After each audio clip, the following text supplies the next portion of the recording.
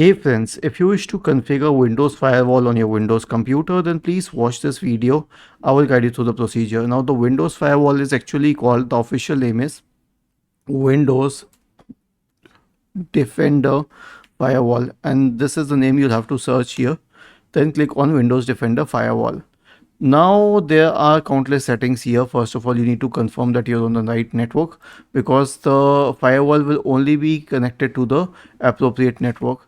Now there are two sorts of networks here. One is the private network and one is a public network.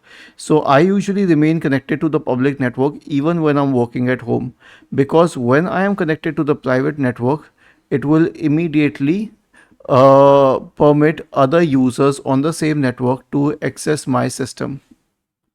Then you can allow an app or feature to run through firewall, and what do we say, we can access them from these options here. Okay, I'll tell you how to do this.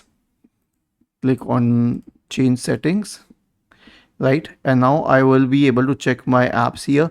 Let's say I want to block Google Chrome from firewall, from the public network. I will simply uncheck this, and then Google Chrome will not allow anyone to in that case, Google Chrome will allow anything to pass through the firewall. But if I keep this checked, then this means that I can actually access the internet through Google Chrome, and the internet can also access me.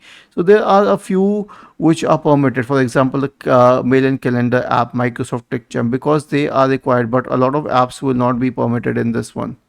Okay, now let's return to this one. Change notification settings. This is from where you can turn off the firewall for public and private networks, and simply click on OK. But this will make your computer insecure, so I suggest keeping it on. And then we can go to restore defaults. Just in case you forget your default properties, simply click on restore defaults.